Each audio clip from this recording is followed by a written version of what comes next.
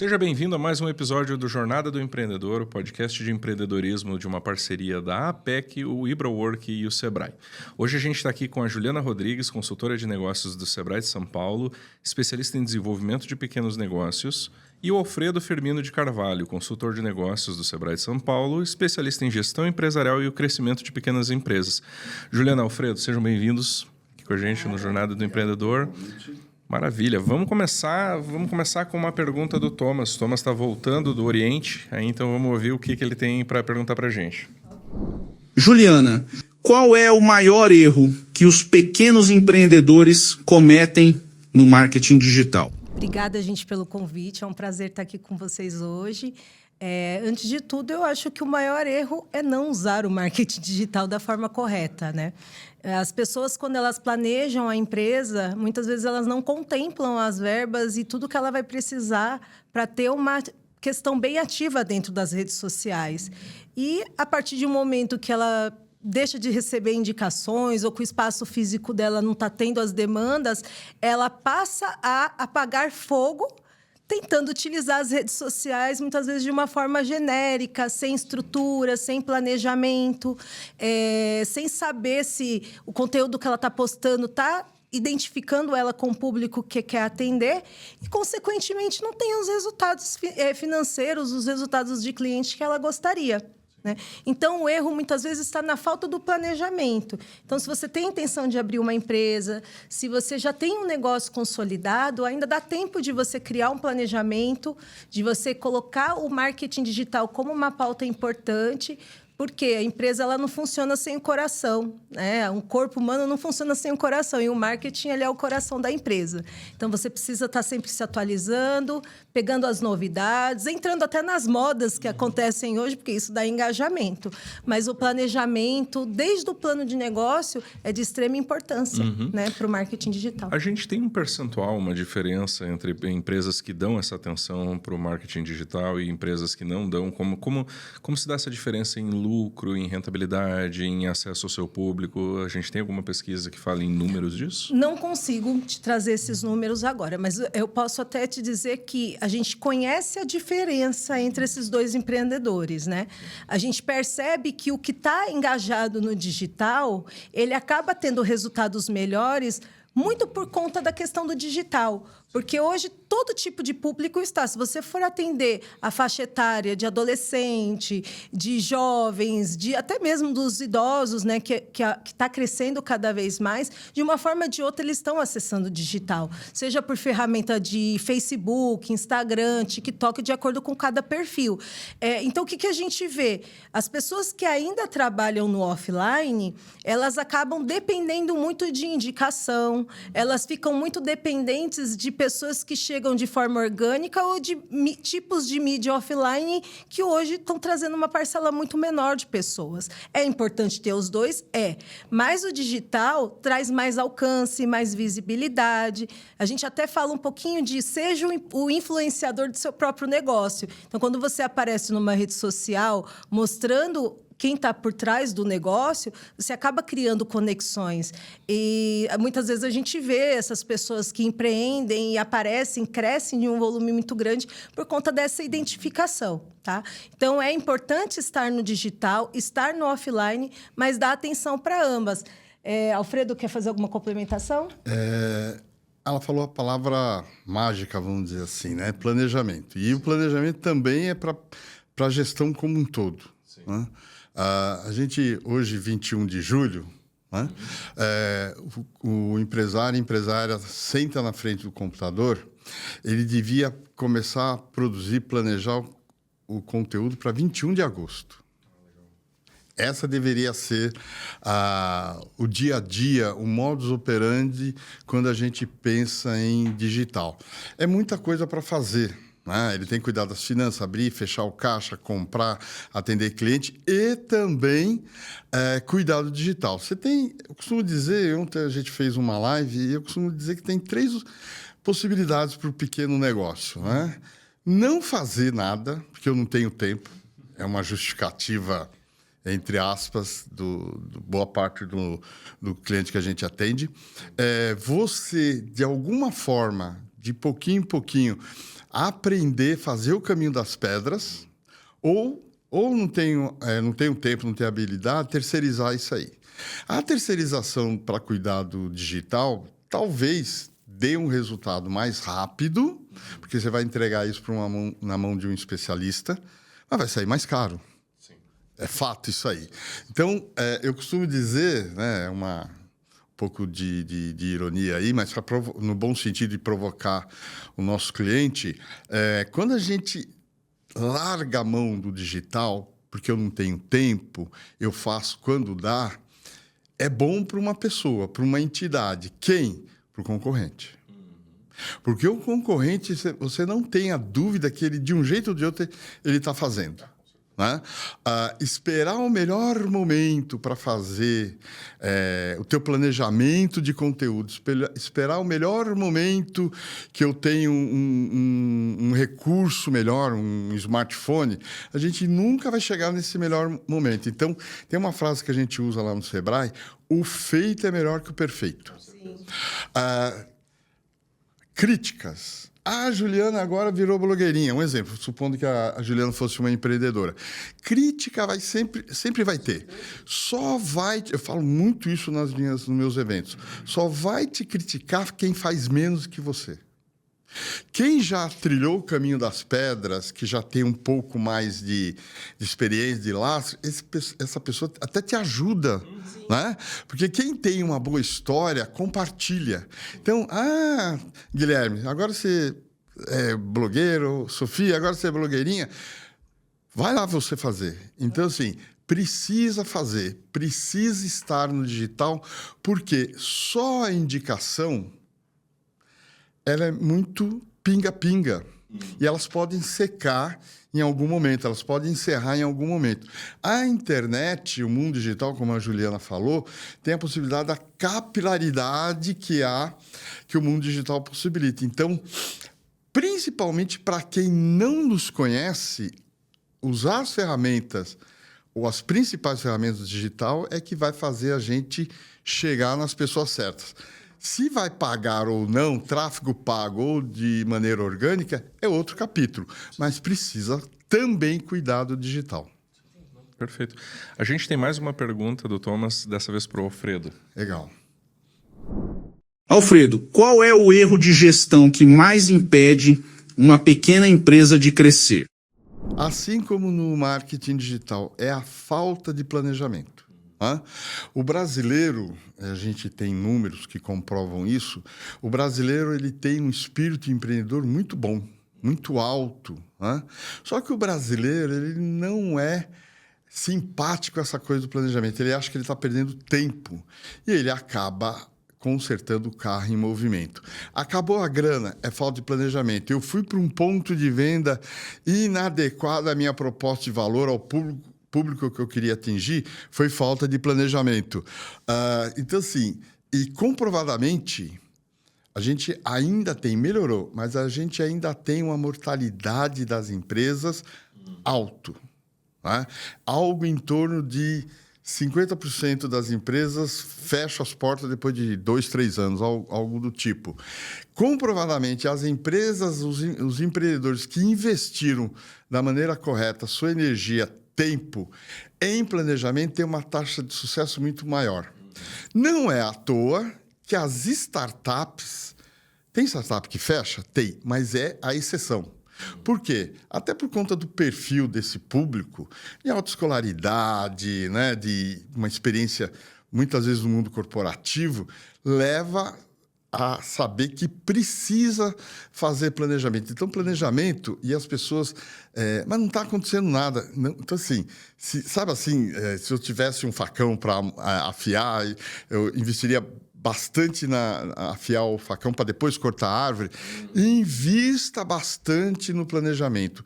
A sua energia é onde você pode, eventualmente, errar, ajustar. Né? Sabe aquela coisa, treino, jogo é jogo. No treino, é para isso que existe, né? Você faz ajustes, muda a posição. Eu tenho um objetivo.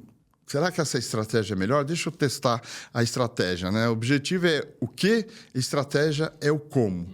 Eu posso e devo mudar a estratégia ao longo do percurso. O objetivo não. O que é um objetivo bem traçado, bem fundamentado? Se eu mensurei o mercado, qual é o tamanho do meu mercado? Tem escala? Ok? Qual é a minha concorrência? Eu já tive situações em atendimento, e tenho certeza que a Juliana também. Vamos fazer um levantamento. Me fala dos teus concorrentes. Eu não tenho concorrente. Não tem? Sério? E a pessoa me prova por A mais B que não tem. Olha, é o seguinte, você não está precisando de um sócio? Porque se é tão bom, eu já tenho bastante tempo de Sebrae, acho que eu vou trilhar um novo caminho. Vamos fazer juntos? Eu acho que você tem concorrente. As pessoas olham muito a concorrência direta. A concorrência indireta, ela é silenciosa. Tudo concorre com o bolso do consumidor, seja pessoa física, seja pessoa jurídica. Vamos pegar sem falar o nome da marca, mas uma grande marca de chocolate. Ela não vende chocolate, ela vende presente. E presente pode ser o próprio chocolate, pode ser um spa day para a esposa, para a namorada, pode ser uma estadia, um final de semana, um bate-volta numa pousada bacana em Campos do Jordão. Então, tudo concorre com o nosso negócio. Né? Muita gente fala até hoje, o Sebrae não tem concorrência. Como não tem? Tem bastante. Depois da pandemia, a gente está se rebolando para isso. O YouTube, por exemplo. O YouTube. Né? Veja o que aconteceu na Copa do Mundo. Né? Nós tínhamos uma instituição que nadava de braçada, soberana, e vem um camarada, um nerd, né? Um gordinho, né?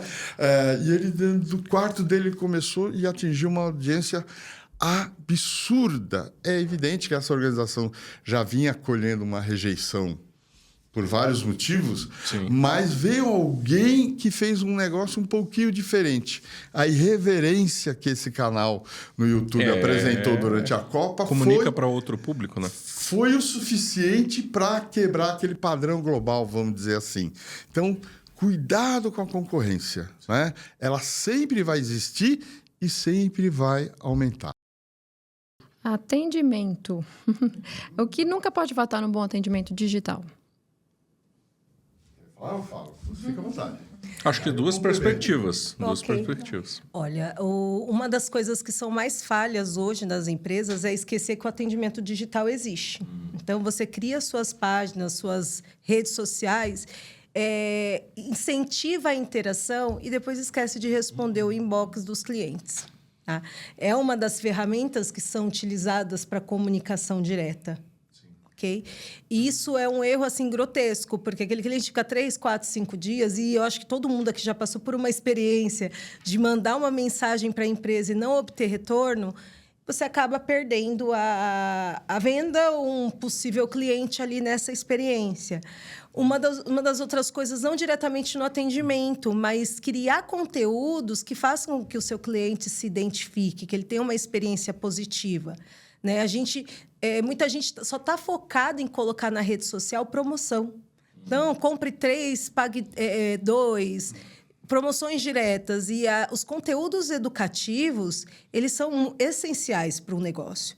Você precisa mostrar a sua expertise, você precisa mostrar, na medida do possível, você, né? Porque a gente sabe que tem muita gente que tem vergonha de aparecer, mas você precisa mostrar o que você sabe sobre aquilo que você está vendendo, e também fazer eles saberem que existe um humano ali por trás. Pessoas compram de pessoas, né? Exatamente. Então, isso é importante você aparecer. Isso é um relacionamento com o seu cliente.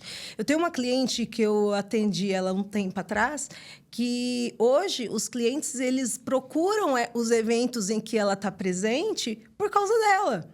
Então, ela entrava, começou a dar dicas. Então, eles compram, mas a maior parte eles visitam os espaços que ela tem dentro dos eventos para ver ela e, consequentemente, comprar, porque gostam da imagem. E era uma coisa muito engraçada que ela falou que ela tem 3 datas que ela mais vende no e-commerce dela. A primeira é o Black Friday, Natal, e a terceira é uma data que ela criou que chama o aniversário da chefe. De tanto que as pessoas criaram conexão. Isso é atendimento, né? E ter claridade nos canais. Toda vez que você for se comunicar, indicar para o cliente qual é o próximo passo para que ele compre de você. Então, me contate pelo WhatsApp, me contate pelo link que está na bio, me contate inbox. Sempre cuidando para não causar muito atrito, né? Exatamente. Conteúdos e essas informações são de se eu precisar essenciais. passar de 7, 8 redes para poder conversar e comprar uma blusa, é complicado. Tá difícil. Aí já envolve um pouquinho da experiência. E uma das coisas que eu até indico é quando o cliente ele fala, Ju, eu não consigo fechar uma venda. Eu não sei o que acontece. Eu tenho um concorrente que vende, que eu vejo as ações, que tem muitos seguidores. Aí eu falo, vai fazer cliente oculto. Porque, às vezes, você não está atendendo a expectativa do teu cliente da experiência de compra. Ele entra em algum momento ali, você perde ele. Então, o Alfredo depois vai falar um pouquinho de WhatsApp, a gente vai trazer esse tema, mas qual que é a experiência quando ele chega no teu WhatsApp? Qual o retorno que ele tem? Qual o prazo de resposta? Qual o acolhimento? Qual o pós-venda, né? Isso é importante para a experiência do cliente. Essa coisa da experiência da jornada de compra, né? Então, muita gente associa a experiência a ponto físico. Né? O ar-condicionado, a poltrona, a acolhida do vendedor, se tem estacionamento, não tem estacionamento, tudo isso faz parte do chamado atendimento. Mas no mundo digital tem e tem muito. E no mundo digital é muito mais preciso medir isso. Por exemplo, vamos falar de site, né? Seja um e-commerce ou um site institucional, mas vamos falar de e-commerce. E essas coisas mudam muito rapidamente. Até pouco tempo atrás, qualquer que fosse o segmento, você entrava num site, você, todo mundo vai abrindo os menus, submenus, ok? Vai abrindo aquilo, fica um negócio enorme. Eu quero voltar para algum ponto que eu já passei. Eu, visitante, vamos dizer assim. Antigamente, o que era aceitável? 4 cliques para você voltar para um ponto que você já passou. 4. Era 4, agora é 3. Então, precisamos constantemente rever a arquitetura do site. Primeiro, ele carrega rápido. Tem um monte de ferramenta que mede isso. Ele carrega rápido. O menu, geralmente, home, empresa, serviços, contato. Estou pensando no menu básico. Todos os links estão funcionando? O que a gente vê muito, e as pessoas acham que estão fazendo uma coisa legal. Eu clico lá em produtos, aí vem lá um submenu. Um exemplo, blusa, vestido, bota, acessórios. A pessoa clica em bota, um exemplo, abre uma página, em breve teremos modelos fantásticos, ou cai numa página em branco. Não faça isso. Mas eu já estou preparando o meu cliente, você está frustrando o seu cliente. Então, site que é muito rebuscado, sabe aquela máxima, menos é mais? Um site clean, um site falando de e-commerce, onde possibilita o cliente fazer a pesquisa do jeito que ele quiser. Vamos pensar num site de eletrônicos, né? TV, celular, né?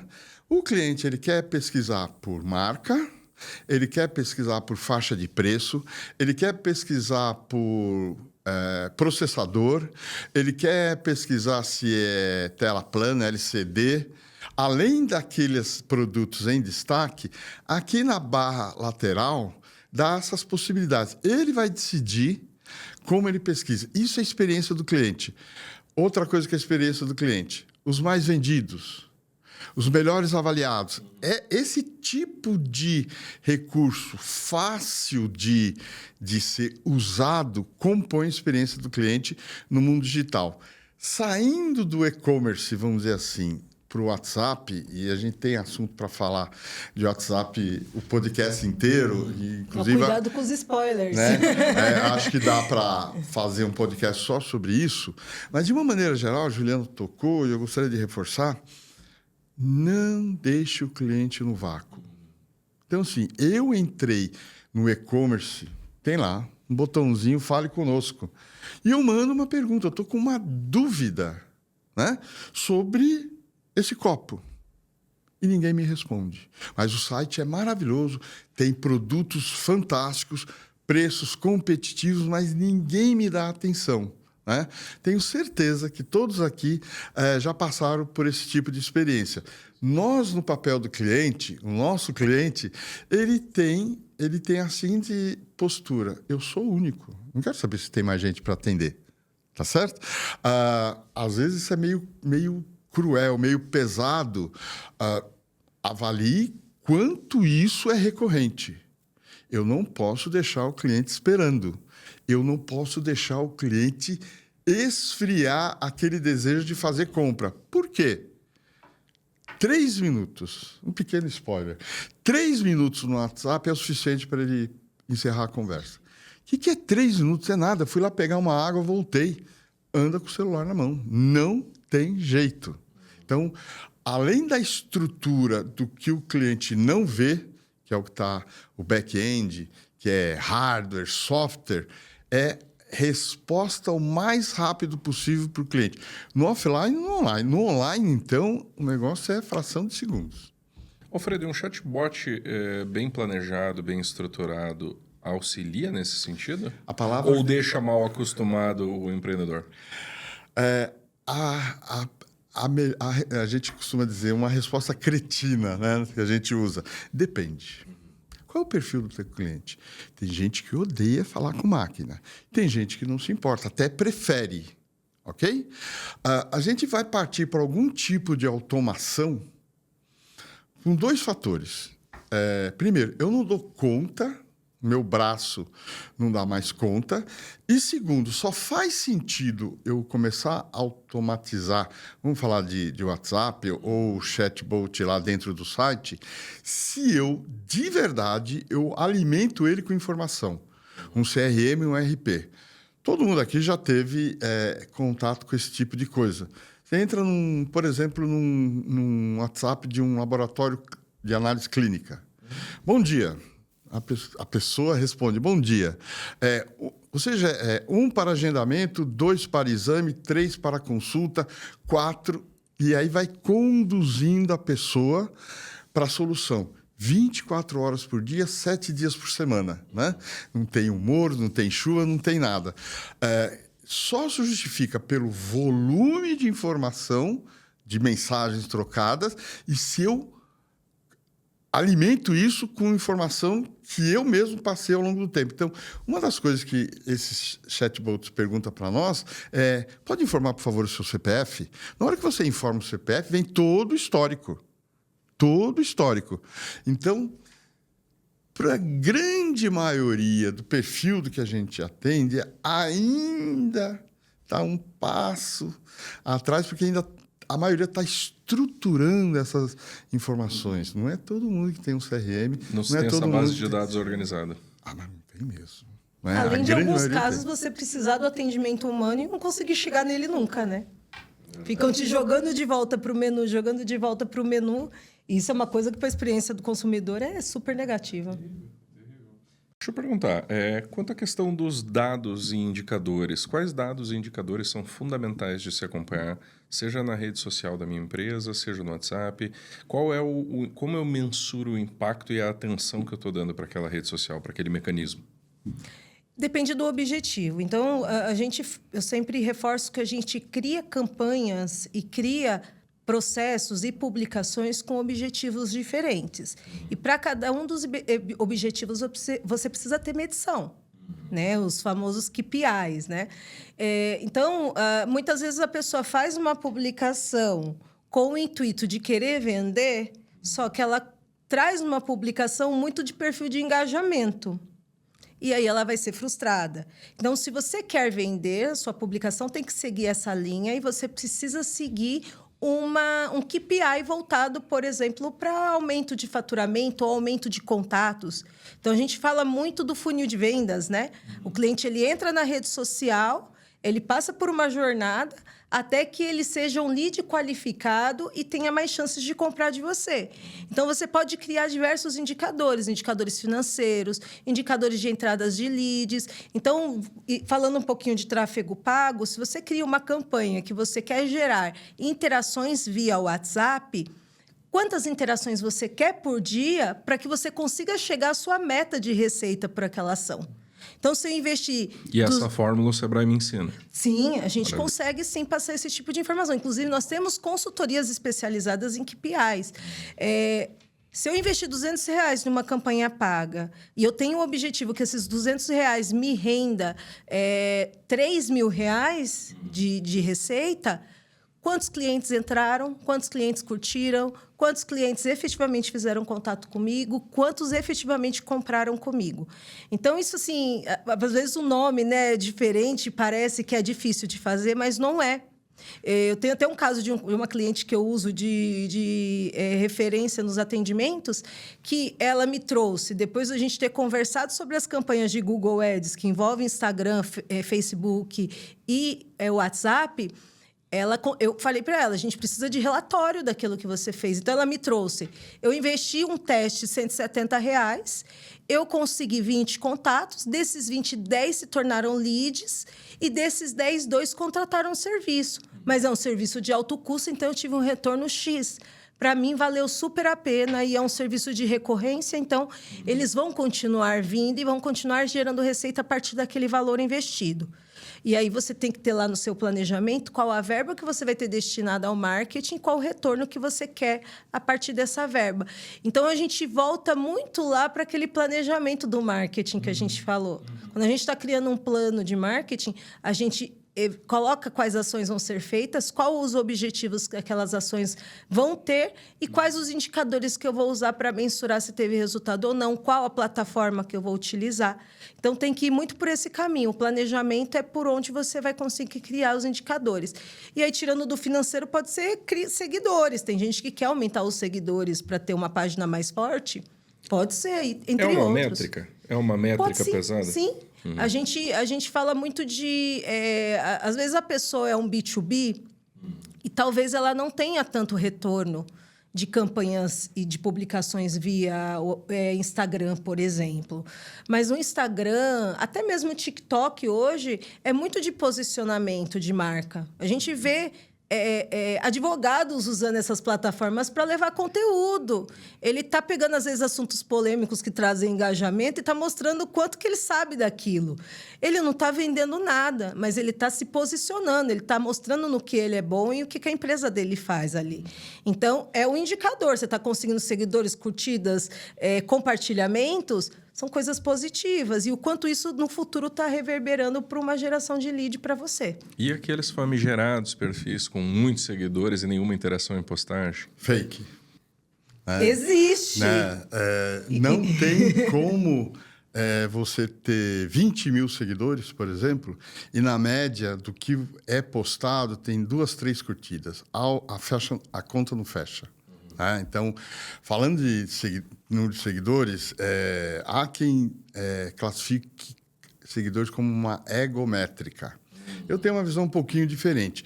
Número de seguidores diz alguma coisa, né? Ninguém tem 50 mil, 20 mil, 80 mil seguidores do nada. Né?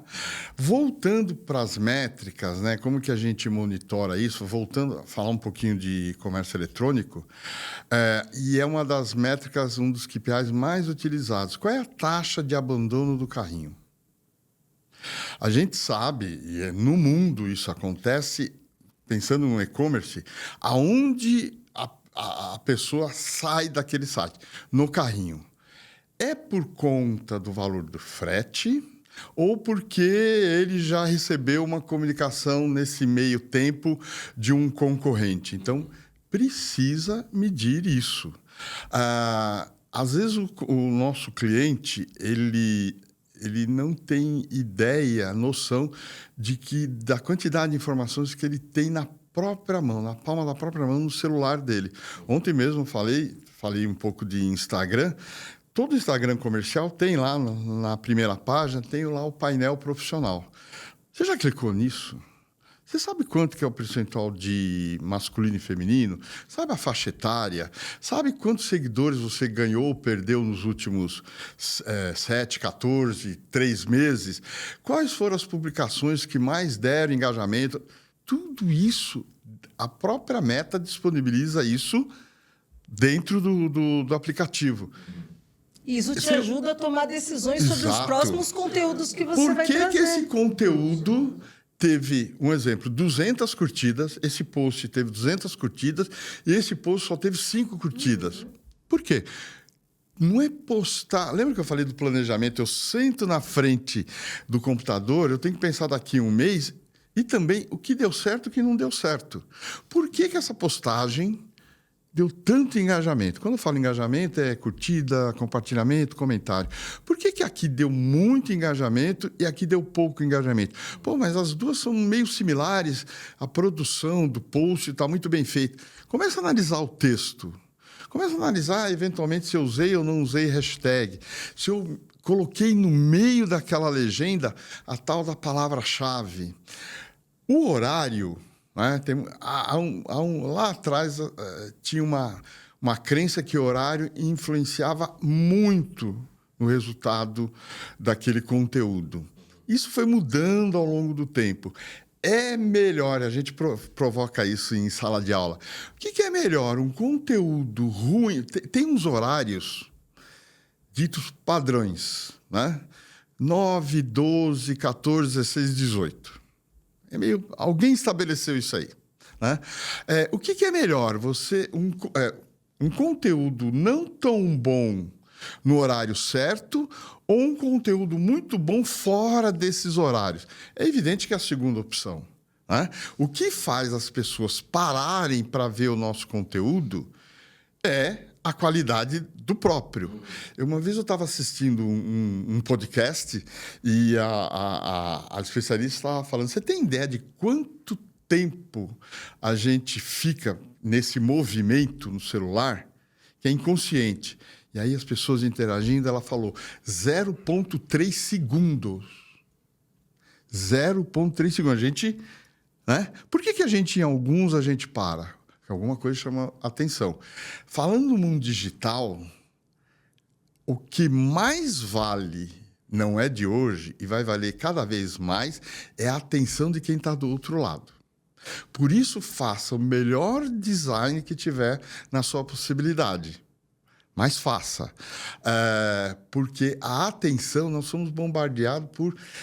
Estava lendo uma apostila, né, esses dias do Sebrae, centenas, eu diria que é milhares de mensagens por dia, seja de texto, seja de vídeo.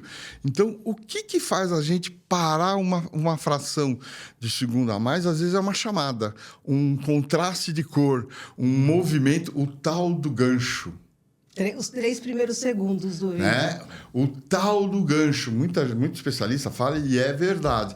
Tem muita técnica, muita coisa lúdica, tudo pela atenção de quem está do outro lado. E isso, cada vez, está sendo mais desafiador. E só uma dica para quem não gosta de aparecer em vídeos.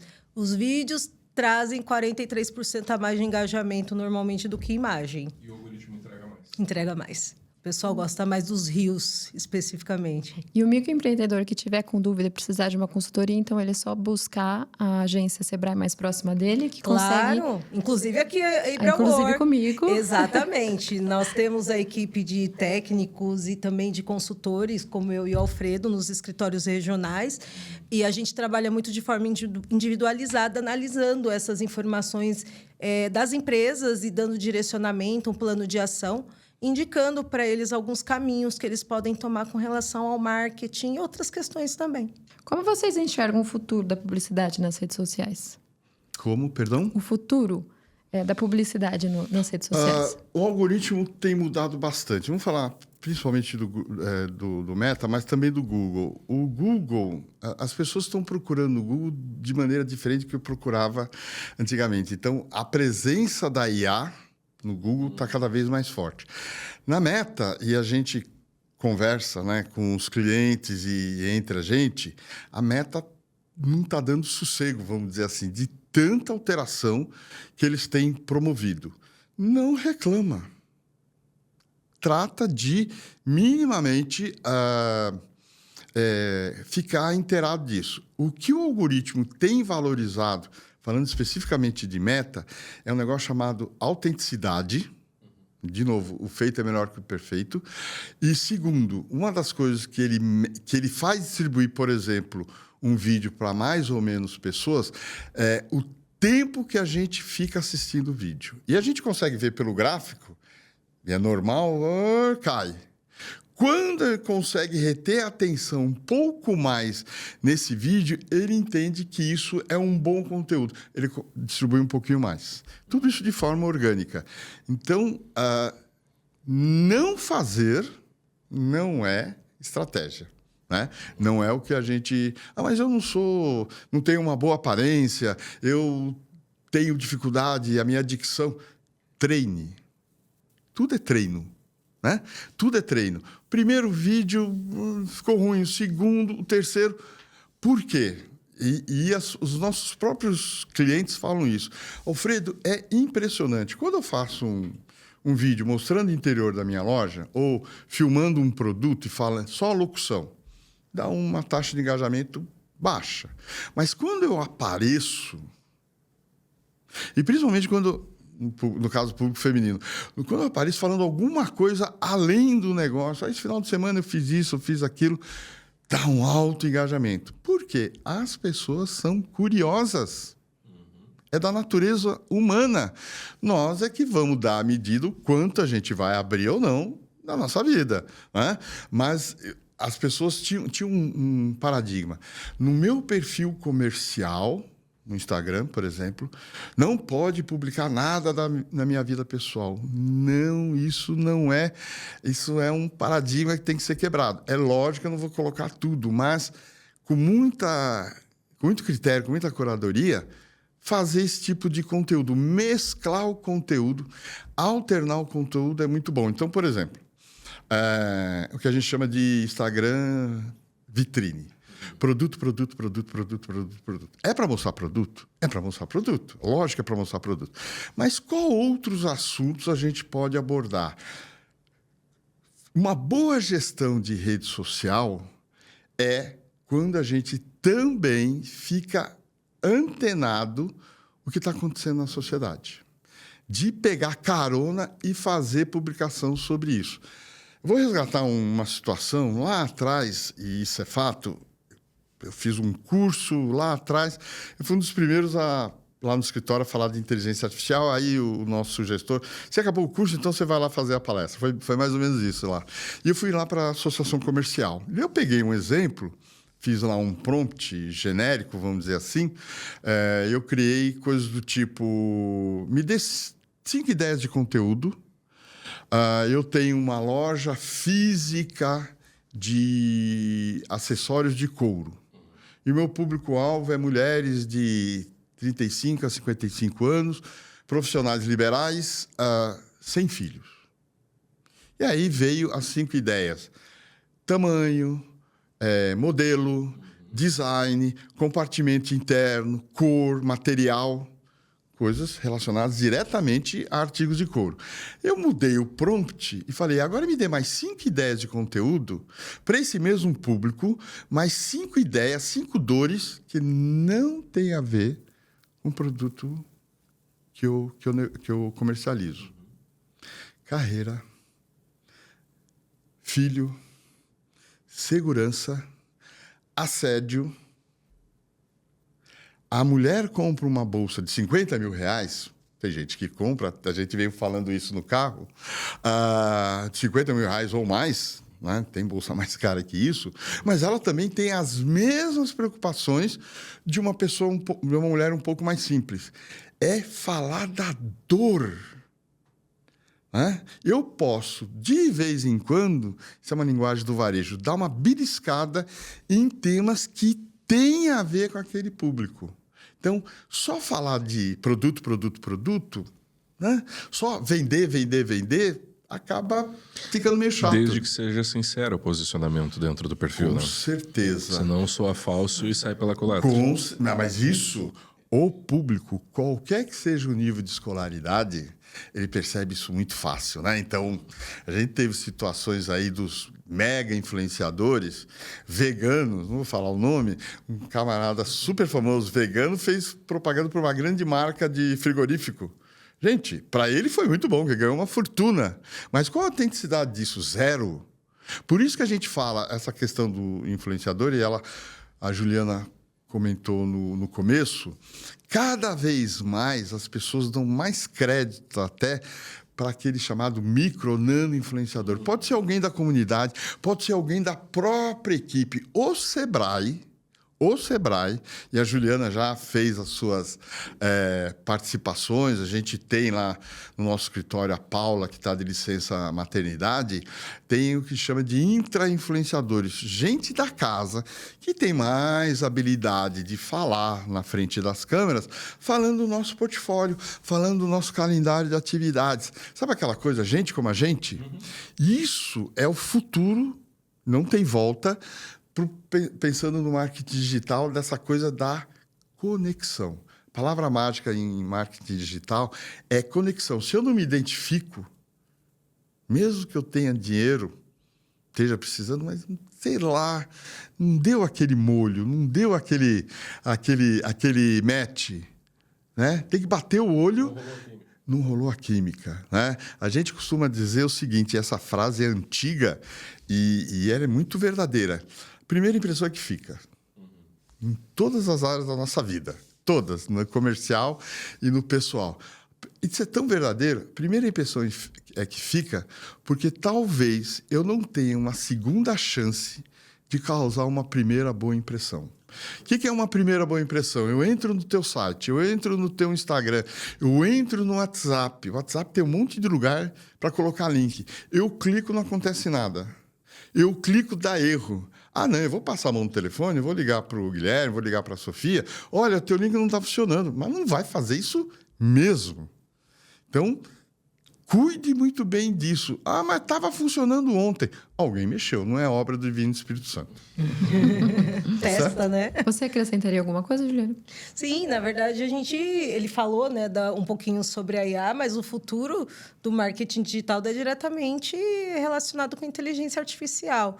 Hoje, até os pequenos empreendedores, e eu falo isso porque eu palestro até para pequenas empresas, pessoas que trabalham nas questões de inclusão produtiva, e a gente ensina coisas assim básicas e elas saem fazendo vídeos, textos, fotos. Ontem mesmo eu estava testando a criação de um site em uma IA que eu comprei na versão Pro, e ele te dá o site ali pronto, e você consegue fazer N atividades, pedir para trocar e tudo. E essas IA simples, ChatGPT, Gemini, tudo que a gente tem que ser aproveitado. E as pessoas... o que eu falo é que hoje a IA não vai substituir os humanos, mas quem sabe mexer na IA vai ficar na frente de quem não sabe. Então, assim, está acessível para todo mundo, é muito de treinar, de conseguir mexer e está muito ligado ao futuro que a gente tem. Como o Alfredo mesmo disse, o Meta Ads, o Google Ads, eles estão se aprimorando, eles estão integrando o IA ali no meio para poder trazer mais informações e estratégia para as ações de impulsionamento e de marketing das empresas. Então, se atualizem e saibam aproveitar muito isso. E é algo que pode auxiliar o empreendedor também com aquelas fraquezas, aquelas dificuldades que ele tem, como, por exemplo, a questão de comunicação, a questão, muitas vezes, de edição de uma foto para postar uma foto do seu produto na rede social, esse tipo de conteúdo, né? Com certeza. Uma das coisas que, às vezes, eles falam, eu não tenho ideia para publicar. Aí eu falo, vamos fazer um prompt de calendário de publicação? Aí a gente pede tipo de publicação, texto, hashtags apropriadas, gatilho mental, né? Então, aqueles gatilhos que dão aquela ênfase de compra agora, ou gatilho de autoridade de quantos anos você está no mercado. O CTA, que é uma das coisas que geram engajamento, que é o call to action, né? Você direciona o cliente para uma ação que você quer que ele efetue, seja um compartilhamento, a marcação de um amigo, ou clicar no link, etc. Isso tudo você pode criar um prompt, colocar na inteligência artificial e ela trazer inúmeras ideias. Até eu sempre falo, coloca datas comemorativas que são de rede social, que dão engajamento, temas polêmicos. Vai ter essa indicação e vão ter informações que normalmente o pessoal fala, caramba, eu não sabia nem que isso existia, eu não sabia que tinha essa data para eu usar como um auxiliar de propaganda e divulgação, né? E publiquem. O Story, ele está aí, ele some em 24 horas, tenha ideias ali para o Story através da inteligência artificial, e eu digo qualquer uma das plataformas que existe, porque faz diferença. Vai se atualizando. Até assim, não sei, mas se você não começar a mexer, você nunca vai saber mesmo. Eu e o Alfredo, a gente não sabia. Hoje a gente já sabe um pouco mais. E como a gente evita a plasticidade dos posts? Porque o que acontece? Muitas artes feitas por IA estão acabando ficando todas com a mesma cara. Então, como eu dou essa essência da minha empresa, de quem eu sou como pessoa, como profissional, para comunicar com o meu público? Ontem, uma participante perguntou exatamente sobre isso. Então, a gente tem falado muito de inteligência artificial e é um movimento sem volta, né? Tem algumas pessoas ainda que acham que é uma modinha, né? Mas não é, né? Eu costumo dizer que a inteligência artificial foi uma revolução dentro da revolução. A internet foi uma revolução na sociedade, né? Na civilização humana. A gente pode e deve, de novo, alternar. Então, só usar a inteligência artificial para geração de imagem acaba ficando tudo com a mesma cara. Fica mesmo. Ok? Você precisa ser um grande especialista em construção de prompt para poder dar aquela humanizada na imagem. Aí eu falei, olha, alterne. Tem uma série enorme de banco de imagens sem a questão de direito autoral, de direito de imagem.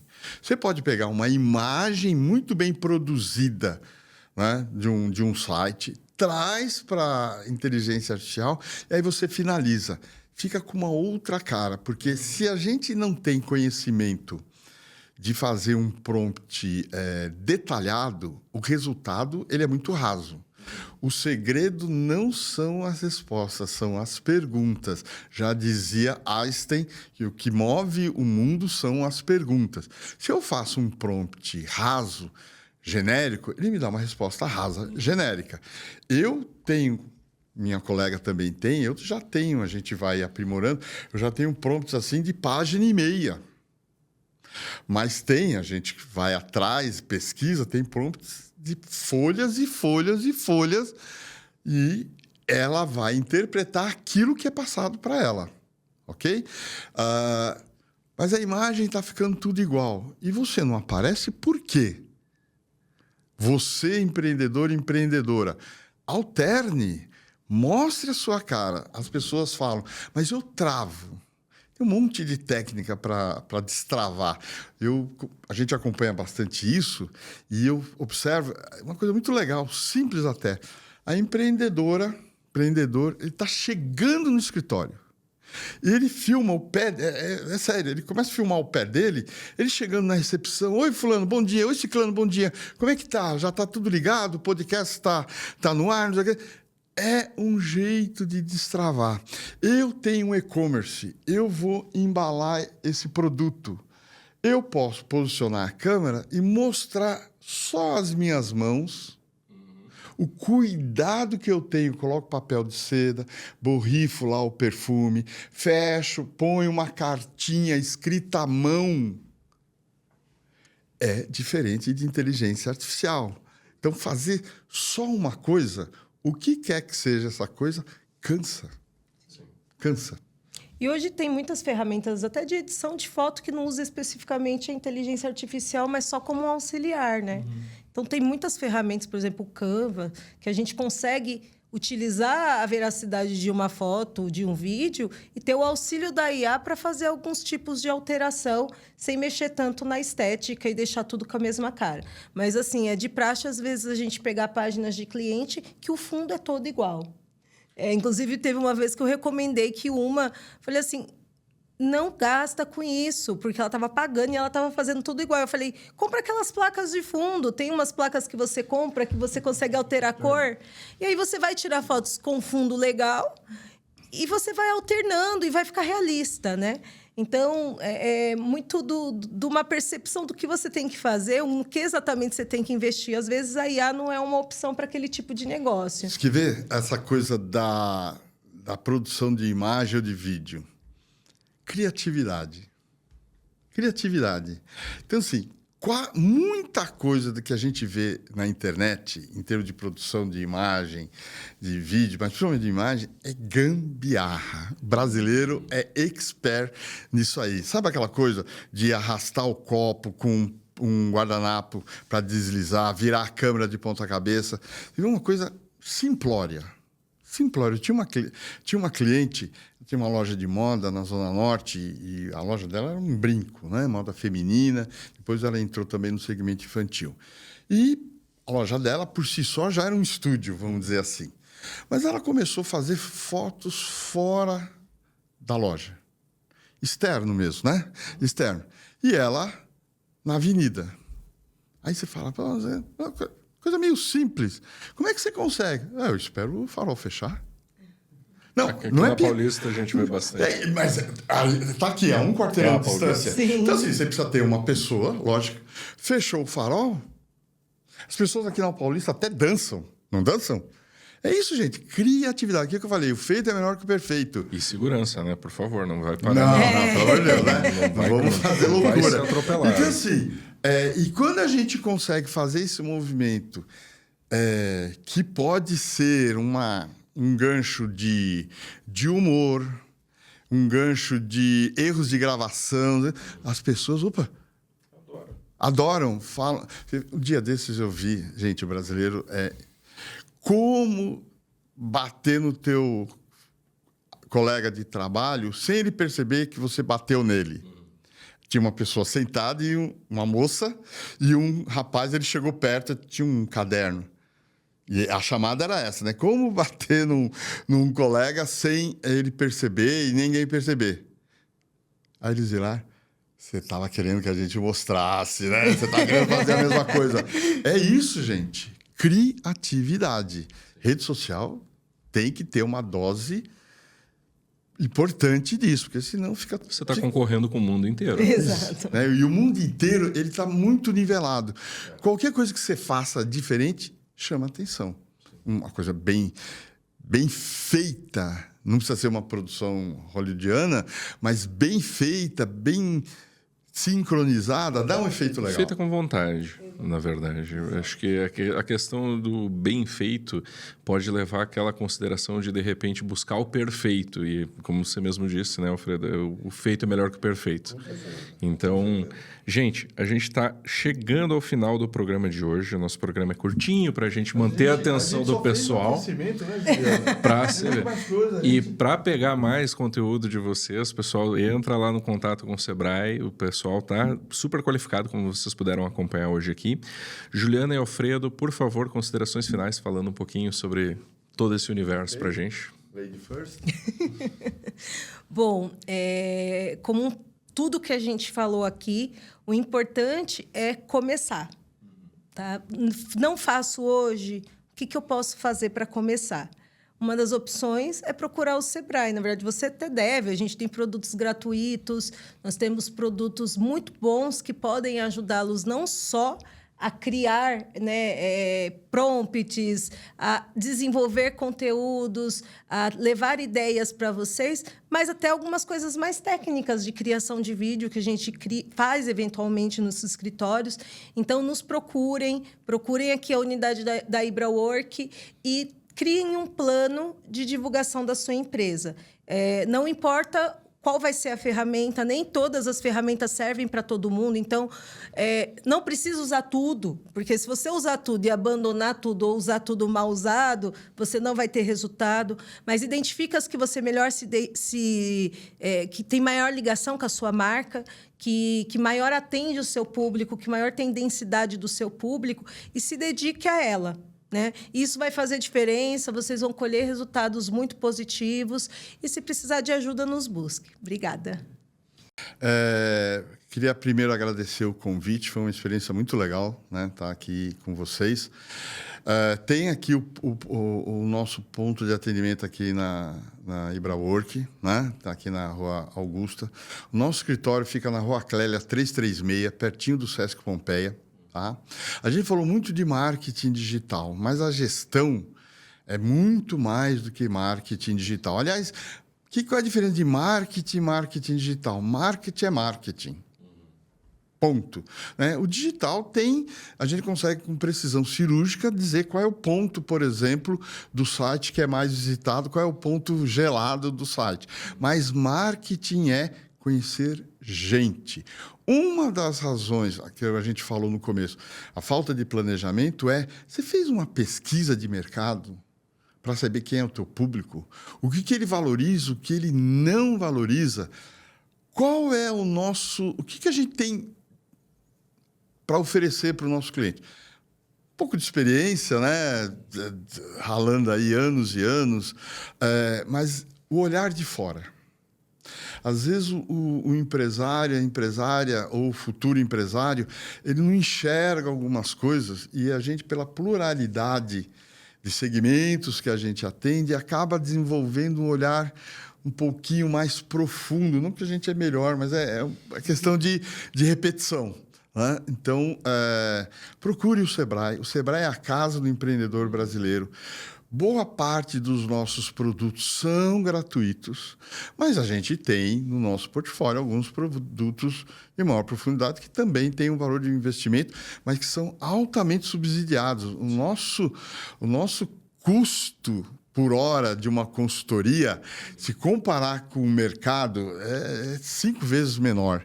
Então, isso também, e sempre é possível parcelar, diga-se de passagem. Não percam, né? É um convite. Nós vamos ter a nossa Feira do Empreendedor em outubro. Vá nos visitar, vá ver o que é o mundo na prática do empreendedorismo, né? Só entrar no site, fazer um pré-cadastro.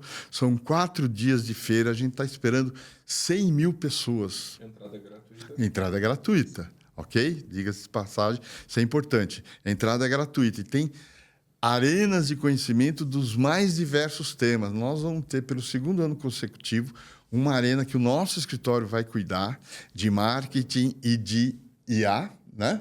Marketing, duas, uma de marketing e uma de inteligência nós vamos ter artificial. 2 arenas, é uma loucura, mas a gente prepara isso com muito carinho, com muita dedicação, com muito planejamento. Então, venham nos visitar na feira, venham aqui para o IbraWork, na Rua Augusta, 1917. O nosso escritório fica na Rua Clélia 336. Juliana, eu e mais os nossos colegas estamos esperando vocês para nos visitar e melhorar a gestão do negócio de vocês. Maravilha. Muito obrigado, gente. Obrigada, gente, pelo convite.